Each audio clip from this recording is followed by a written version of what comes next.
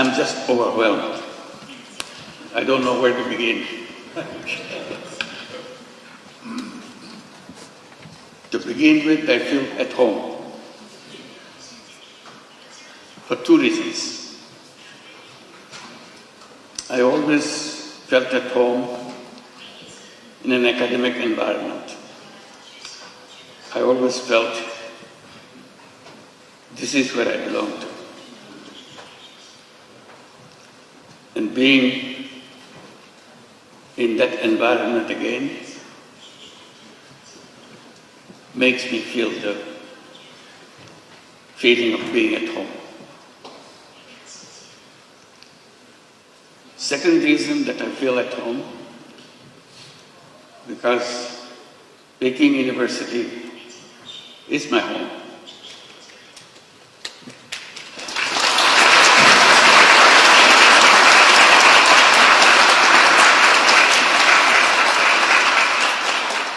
I am part of you because you accepted me as an honorary professor. I'm sorry that I couldn't spend much time with you, but I always hoped I could spend time with you and share with you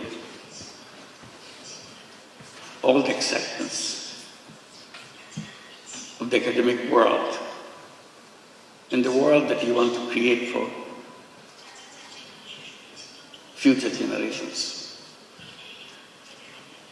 That's our task in the academic environment, to build the future world, not just learning about the current world. It's the next world that we want to prepare for. So that makes me feel completely at home.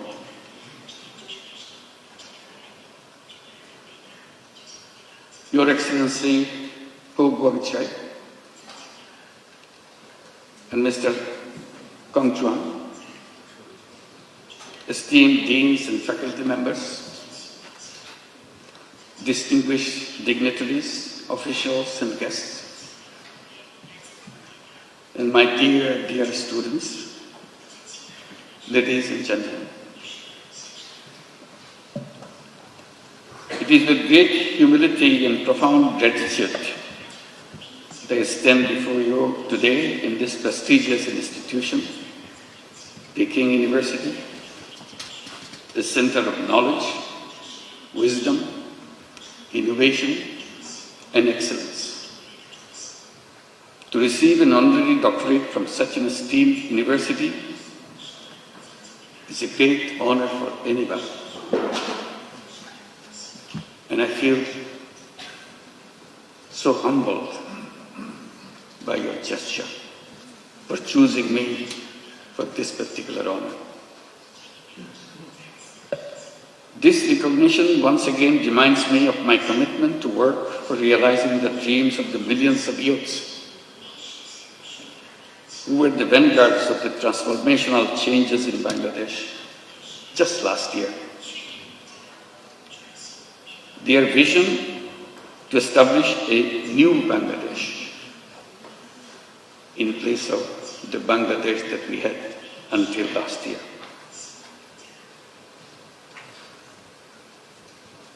A new Bangladesh which will be free from poverty, hunger, unemployment, and destitution. Ladies and gentlemen, and my young friends, to translate this vision into reality, we are embarked on a series of reforms to make governance transparent and democratic, to ensure economic policies which are inclusive, and to guarantee that every individual has equal opportunity to flourish.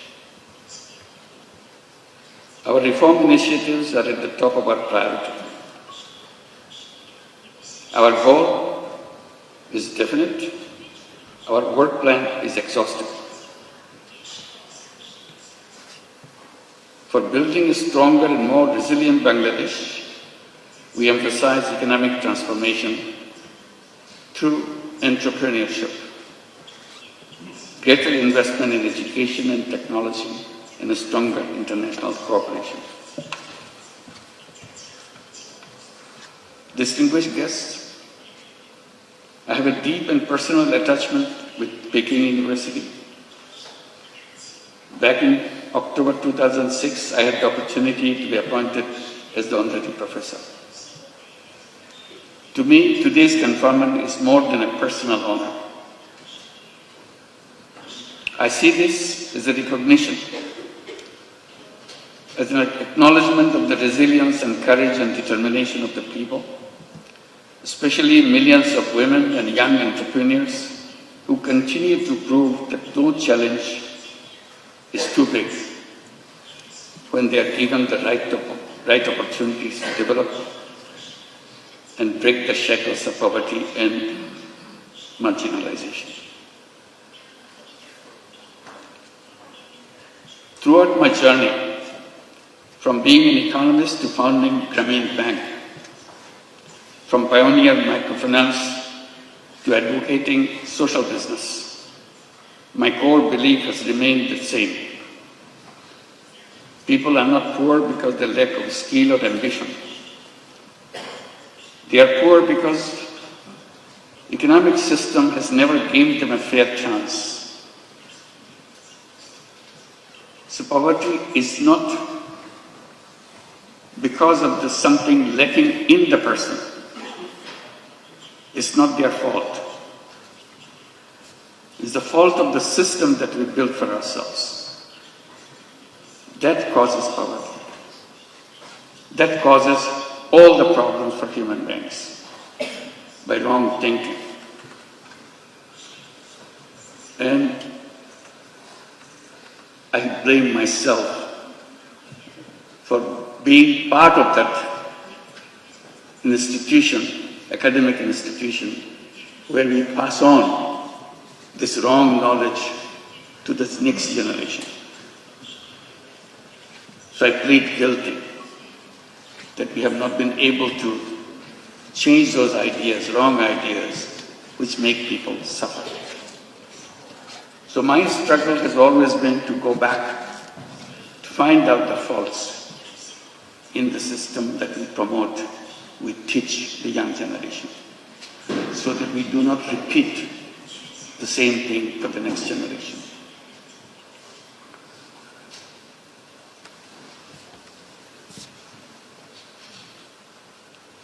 It is designed to serve only the wealthy, not the poor.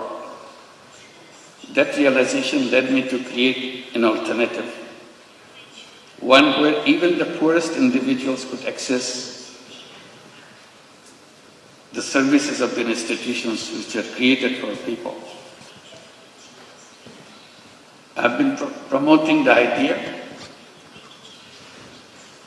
to let the young people come to the universities, get good degrees from good institutions, and then go to the job market to become job seekers.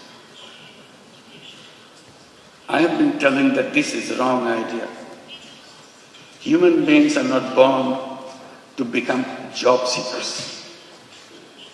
Job is a wrong idea.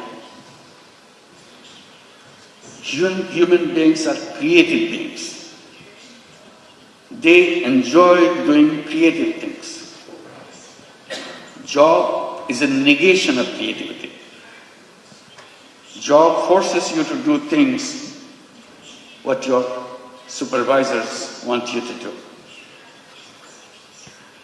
Job is a continuation of the tradition of slavery. Human beings are not fit for slavery. Human beings are independent beings.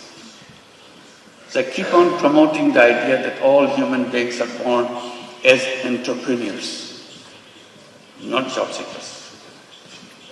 Universities should be preparing young people to go out and become successful entrepreneurs, not job seekers. And that idea came from a simple experience. I started as a small initiative with a handful of women in a village next to the university where I was teaching in Bangladesh. I started lending tiny little money to the poorest women that the world has ever known, just to make sure she feels that she can handle this money and change her life. I had no idea that whether it would come true, but I was amazed how these illiterate, poor women could use tiny little money, $10, $20 worth of money, and did a very successful way of paying back and change her income situation. And she continued to pursue that round after round and change her life. And it turned into millions of women all over Bangladesh, and with perfect record. That made me, that convinced me totally. All human beings are entrepreneurs, because we are taught in the textbooks, only very special people are born as entrepreneurs. Rest of us human beings have to serve under them. I said, that's absolutely the wrong idea. If the poorest illiterate women in Bangladesh can become an entrepreneur with a $20 loan and $30 loan, anybody in the world can become an entrepreneur. It's natural to human beings. We didn't train them. We didn't tell them how to run a business. She figured it out all by herself, because it is innate part of a human being. So that continues with a bigger question to me. What should be the purpose of education? And I keep coming back. Purpose of education is to enable to go out and bring that all creative capacity to change the world. And universities and educational institution is not only a place to learn what happened, also imagine.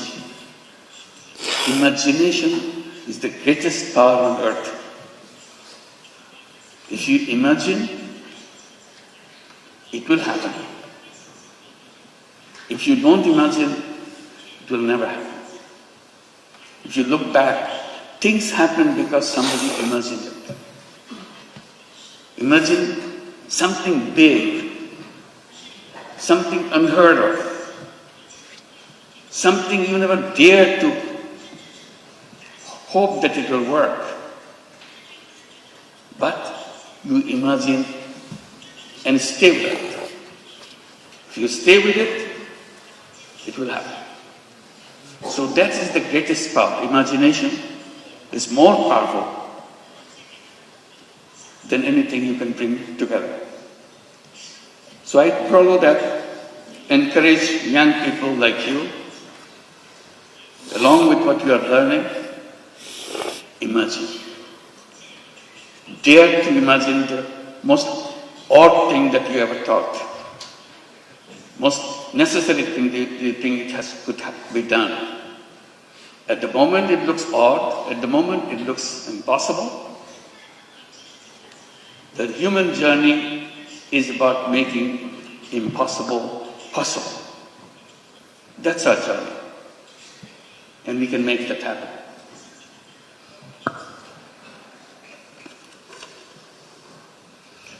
Then I came to my other point. Why the way we do things followed by something that we are not sure of? This civilization that we are passing through, will it help us to overcome the problems that we face? Problem of environmental crisis, problems of extreme wealth concentration, problem of massive unemployment, My answer was always no. This civilization will continue to make it worse and worse. I even dare to say this is a self-destructive civilization. We have no scapegoat. We have to build a new civilization as soon as possible. Abandon the civilization that we are passing through and move on to create a new civilization. And I asked myself, what will be the feature of that civilization? The answer to me is very clear. That civilization must know that there is no environmental hazard left anymore. And that can be done with just creating a financial system, creating an economic system which doesn't depend on creating carbon emission. Carbon emission is going to kill us, so we have to get rid of carbon emission. We have to make sure there is no wealth concentration. We have to make sure there is no unemployment. So I come up with a simple formula by saying we have to create a civilization of 3 zeros. 0 net carbon emission, 0 wealth concentration, and 0 unemployment. Sounds very reasonable, but to work it out, you have to abandon the old thinking process. You have to create a world where each human being will be given an opportunity not only to express his selfish interest, also selfless interest, and create not only money-making business, create business to solve problems without any intention of making money yourself. We call it social business. So we have a series of ideas how to create this new civilization. And now I pass it on to the young people between age of 12 to 35 to create what we call 3-0 clubs. 5 young people get together, create a small, tiny club. 3-0 club. What do? Each person, each member of the club commits to undertake a new journey of life.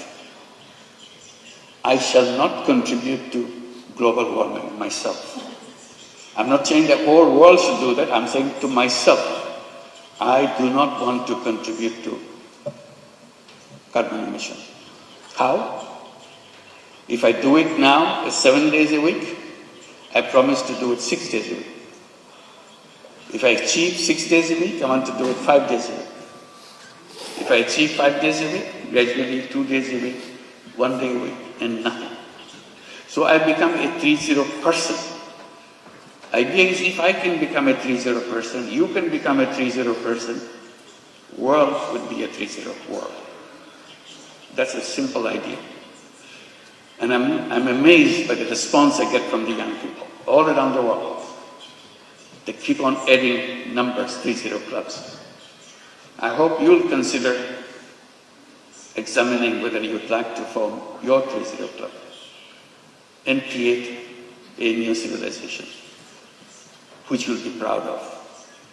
This is an imagination, but the imagination is where the journey begins. Let's begin the journey. Thank you very much.